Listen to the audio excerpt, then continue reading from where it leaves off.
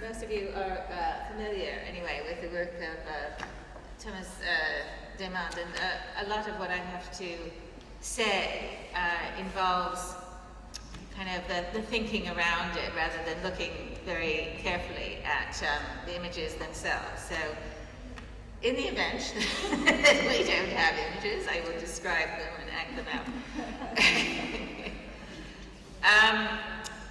I'm writing a book called Photography, Trace, and Trauma. And you may think that Thomas Demand is a peculiar person to write about in the context of photography as trace. As is well known, he doesn't photograph things in the world, or at least not directly. Rather, he photographs life-size models of scenes, often based on press photographs, which he and his assistants laboriously construct out of sheets of colored paper and card attached to wood and metal supports. Now this is a peculiar practice, to say the least, but the most common explanation given for the strange procedure is that Demand is aiming at undermining assumptions about photography's power to present an objective view of the world. You have the large size of the images, the beautifully, high quality analog prints displayed unframed behind perspex. So it sort of lures us into the belief that we're looking at, say, a photograph of an interior. And there's kind of an illusion of three-dimensionality inviting us into the space. However, gradually we begin to notice that the image lacks certain traces of human presence or signs of wear and tear. All signage is completely expunged. So, as evidence of the image's paper construction gradually emerges, there's a kind of realization of the wholesale artifice of the construction, and disillusionment ensues, perhaps with some kind of admiration for the skill of the artist, with the result that our habitual credulity toward images is dashed. So on this account of Demand's, the motivation. There we go. It was just open, but Okay. On this account of Demand's, the motivation of Demand's photographs, he is just insistently repeating the already well-rehearsed post-structuralist lesson that the photographic image is a construction with no indexical ground in the original, right? So sort of a deconstruction of the photographic image, right? So that's explanation number one. Explanation number two for this peculiar practice is advanced by the art historian Michael Fried, who actually agrees with quite a lot of that interpretation, that his work is undercutting indexicality of the photographic image. However, for Fried, this elaborate exercise in distancing the image from any referent is done in the service of a particular view of photography as an art. On this account, the paper construction serves as a guarantee that every single aspect of the photograph is through and through intentional. As he writes, Demand's images are divested of every hint of indexicality. They are saturated with his intentions, so that there is no room for anything but a recognition of their madeness. Demand's practice thus declares the autonomous nature of his art against the view that photography is dependent on some anterior reality and crossed by contingency and chance. Fried proposes that Demand uses photographic sources precisely because photography is a medium characterized by being weak in intentionality, as John Berger put it. Demand's counter-images are thus able to allegorize intendedness as such. Now, it's true that Demand doesn't actually really do aleatory or chance procedures, although, interestingly, the art historian and creator Mark Godfrey has pointed to the role that chance plays in Demand's choice of finding a subject, which I'll return to. But the problem really is that Fried's argument fails to explain why he bases his models not just on photographs, but on found images that circulate in the mass media, documenting events very much crossed by contingency and death. I should perhaps mention that this corridor is the corridor outside the flat where serial killer Jeffrey Dahmer murdered and cannibalized 17 of his victims. So you kind of have to know that, really. Despite their very different points of view, then, neither the post-structuralist nor the modernist reading explains Demand's procedure and why, they're related to atrocities of one kind or another. A lot of Demand's images relate to traumatic historical events, particularly, in the 90s, to Germany's troubled historical past. So why should the artist, want to call into question the veracity of documents relating to that past? Why should these kind of documents be the basis of an autonomous art? I just don't believe either of those interpretations.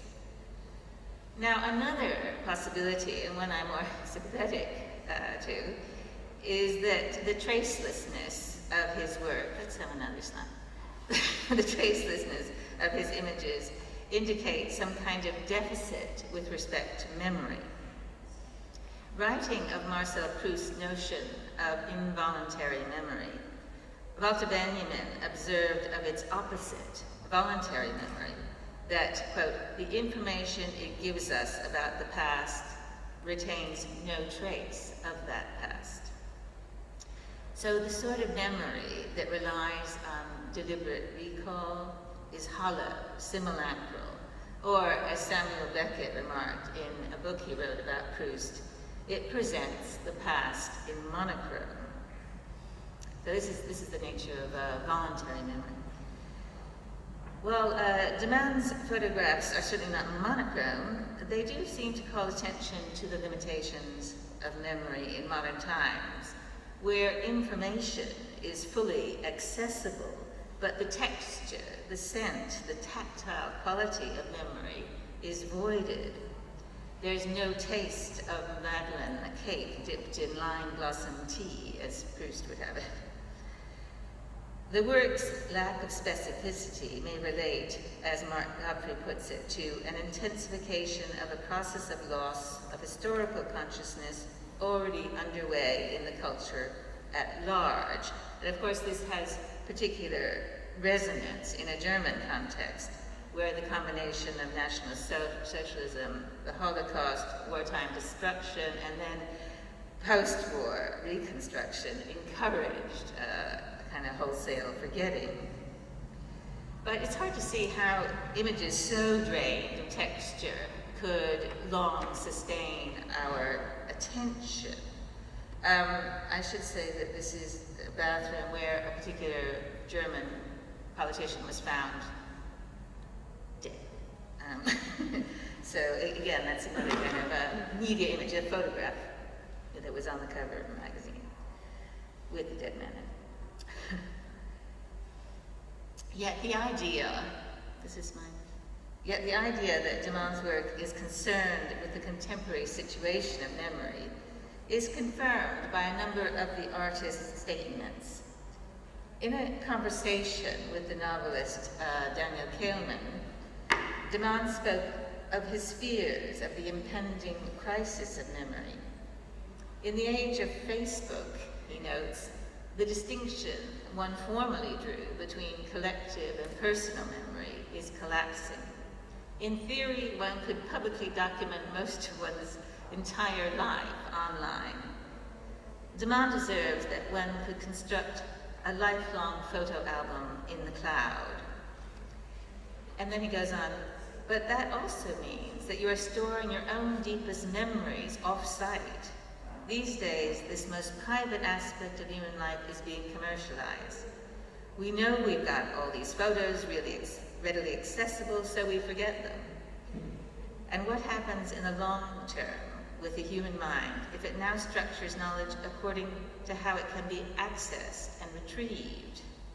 After all, you, for one, referring to Kelman, are still more interested in the contents of Proust's work than knowing where the book is on the shelf. It's kind of a computer thing that you can do. Well, Kelman responds by offering a rather useful analogy, a rather nice one, about how the situation of knowledge in the current age is similar to the use of satellite navigation in cars. So sat-nav, or GPS navigation, allows you to find your way around in a city without knowing the geography. So also in the case with knowledge, you can find information on the internet so fast that, quote, very quickly you lose any deeper understanding of connections, of context. Of course, concerns about the crisis of memory long predates digitalization. It's interesting that the De Man quote I just cited actually recalls moments from Walter Benjamin's essay on some motifs in Baudelaire, where Benjamin observed that technologies such as photography, which make it easy to retain and retrieve an event, have a deleterious effect on our capacity for what he called long experience, substantive memory. However, this is because our prosthetic devices can remember for us, and that therefore our powers of recall are weakened. He says the techniques inspired by the camera and subsequent analogous types of apparatus extend the range of mémoire volontaire, voluntary memory, and thus inevitably reduce the play of involuntary recollection. And I thought it was interesting that at precisely this moment in their conversation, De Man mentions Proust, the person who, of course, coined the term mémoire involontaire, and whose writing is a testimony to the power of it to make recollection vivid. Really, involuntary memory is a bit more like forgetting in some ways than it is like memory. For it is in dreams that we weave meaningful patterns from disparate threads, and our conscious, purposive daytime activity actually unravels those patterns. Beckett made the same point. He says, the most trivial experience is encrusted with elements that logically are not related to it, and so have been rejected by our intelligence. So the formation of meaningful patterns is what Benjamin referred to as experience proper. The German word is Erfahrung. That is experience tied up with meaning, unconscious, and memory. And he said that Proust's work, À la recherche de temps perdu, may be regarded as an attempt to produce experience, in this deep sense, in a synthetic way under today's social conditions. That I really want to stress that he acknowledges that, that we have certain kinds of technologies, and these have a deleterious effect upon experience in this deeper sense.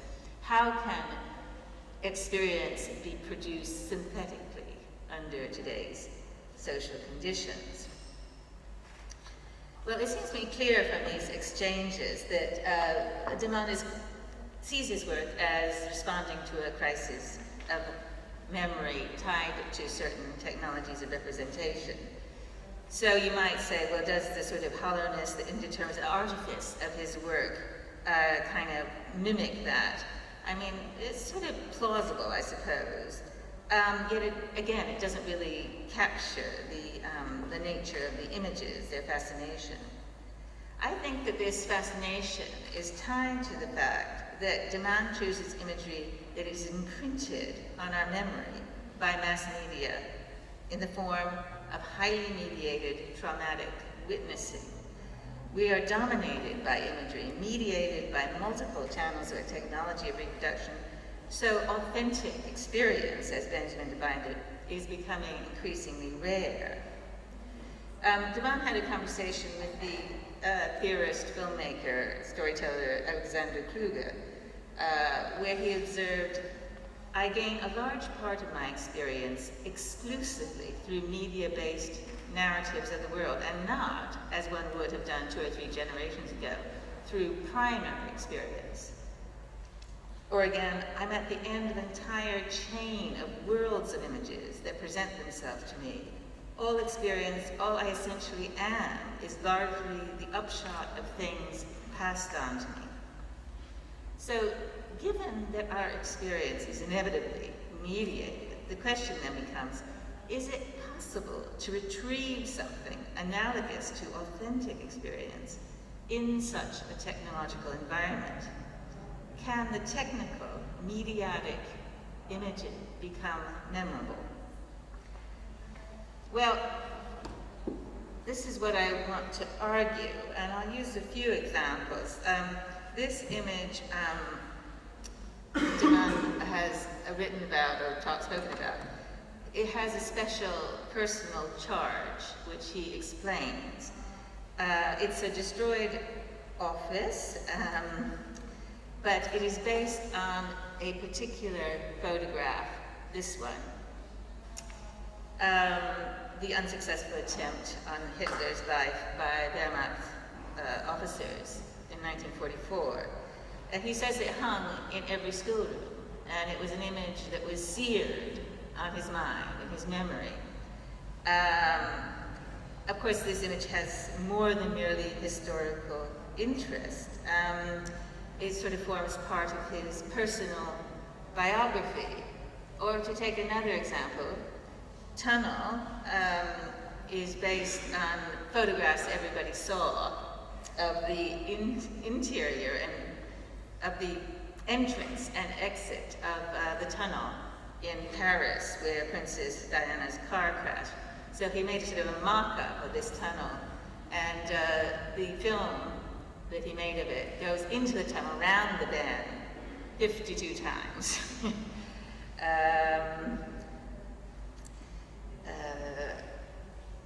So he seems to have an interest in the sort of events that people construe not only as historical events, but as part of their own biography. He's interested in the way people turn events into their own story.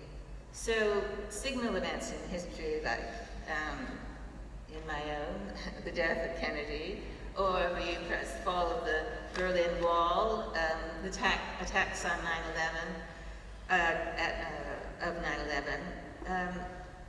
are all types of things that he's interested in reworking.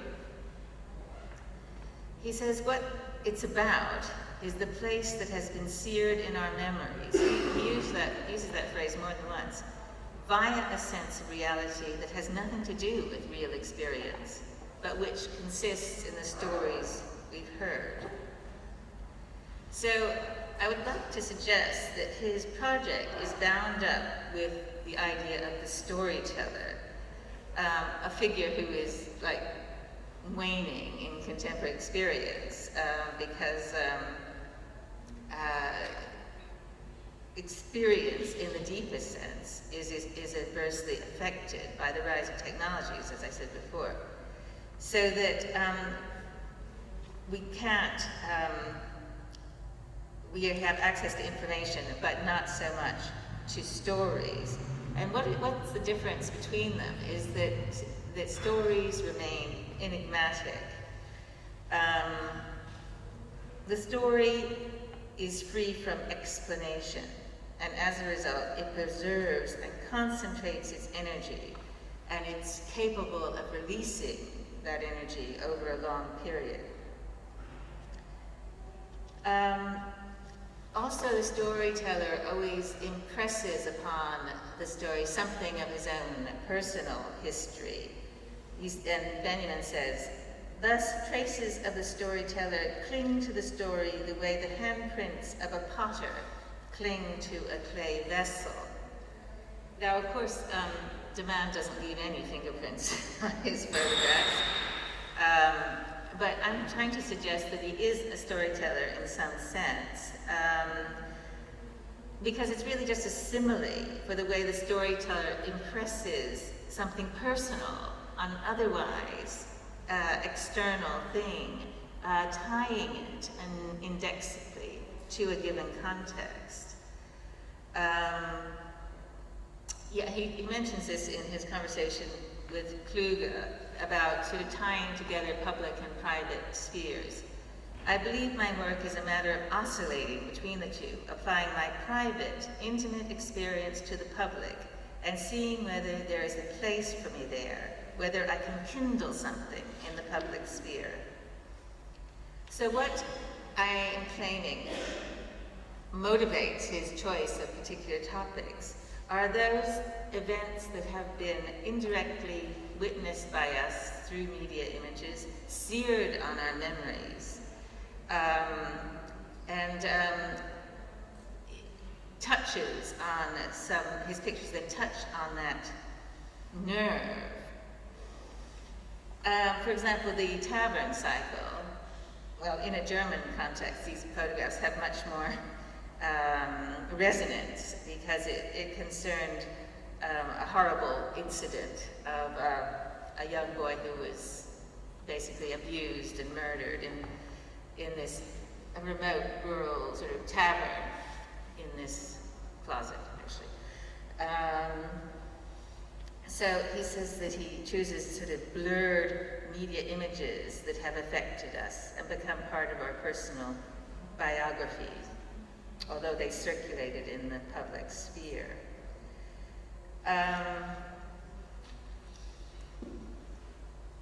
So this could well describe de Man's process. He takes a mediatic image, drains it of information, and so enables our associations. Just to take one more example, drafting room.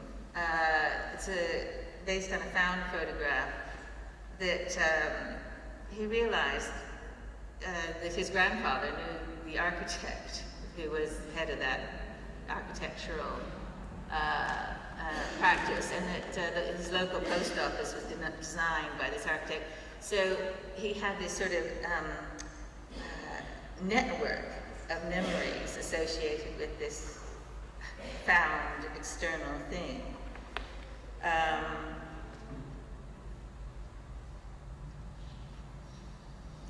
The gist of my argument then is that de Man's work appropriates hypermediated, personally affecting images and transforms them into objects of experience proper.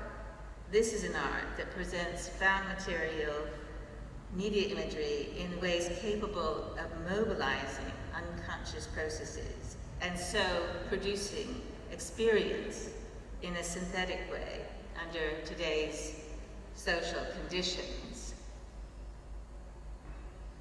I'm not going to talk about these. Oh, you can't see that. That's Richard Hamilton. I don't know why I'm the Kent State. It's from a TV screen of Kent State. Right. Thank you very much, Margaret.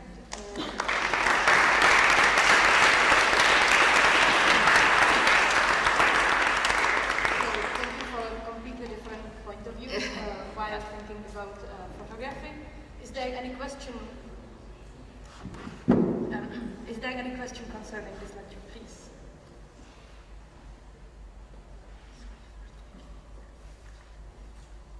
Margaret?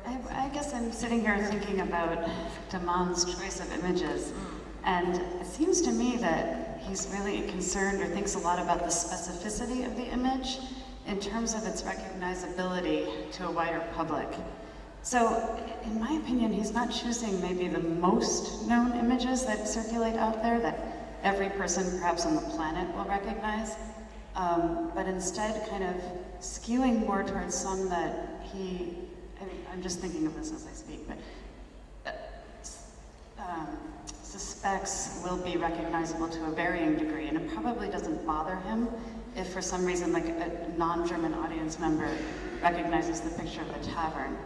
And I don't know if I'm forming a question here, but these thoughts are coming from a comparison I'm making in my mind between this work and Vic Muniz's, the drawings he did from memory of really like Tiananmen Square, for example, where he just didn't even look at the image, he just took graphite and drew his memory of the picture, and often he gets the details totally wrong, but even if you or I were to see his drawing, we would say that is the picture from Tiananmen Square. Now the number of tanks will be different, the direction they're pointing will be different, which is similar to what Damon is doing, but yet relying on a higher level of recognition. And I'm wondering if you think that's well, one reason why Damon's pictures aren't so immediately recognizable is that there's no people in them. So Vic Muniz's is always, like populated. Aren't they a lot from Life magazine, the cover of Life magazine? So they have this history to them. But I actually think that Damon knows that people don't come to the gallery cold. They've read, and they know something about the context of the images, so that he doesn't, although they have these very non-informative titles like room, corridor, they come with this sort of chatter, if you like, discourse surrounding them that sort of informs our viewing of them, without totally determining it, you know what I mean? So that, you have to consider the whole picture of the, art going public, I think. Right, and how the images affect one another. If you saw the bathtub in isolation, you would never suspect there's anything political there. No. But then when you see a podium or a media stage or whatever, the other motifs he's used, I've never thought about his work in terms of image choice, so thank you. It's really interesting to think about how he's calibrating that. Thank you very much. Is there any other question? Okay, please. Oh, the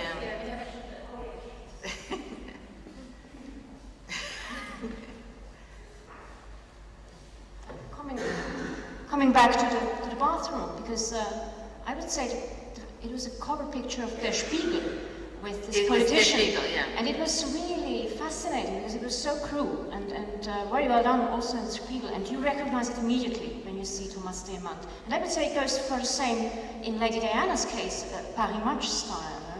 And watching the bathroom picture, I had the impression it makes, because there is no sign of nothing, there is no blood, there is the blue kind of. So he transforms the event in a kind of mystical abstraction. Do you compare it in your book or in your thoughts with the kind of primary figure? Because it comes immediately into mind. You could use something. Primary what? The primary Spiegel picture or the primary picture that you saw, like Diana in Paris Match. This kind of, because there is something missing, there is a kind of lack. And on the other hand, there is something more, because it's empty and there is something. It's a little bit a kind of Stanley Kubrick atmosphere, in it. I like that. Yeah. I think that what I feel about this is the draining of detail does make it more abstract, like the colors are sort of quite unvariegated. Although he does use light and shade. I mean, it's It's one thing that people don't talk about much about Devant's picture is that his medium isn't just paper and cardboard, but light and shadow as well. We must manipulate that a lot. So it has maybe the lighting of Stanley Kubrick is something that you're seeing. Yeah. And I also think that perhaps that draining might have something to do with trauma and the relation to memory. So, yeah.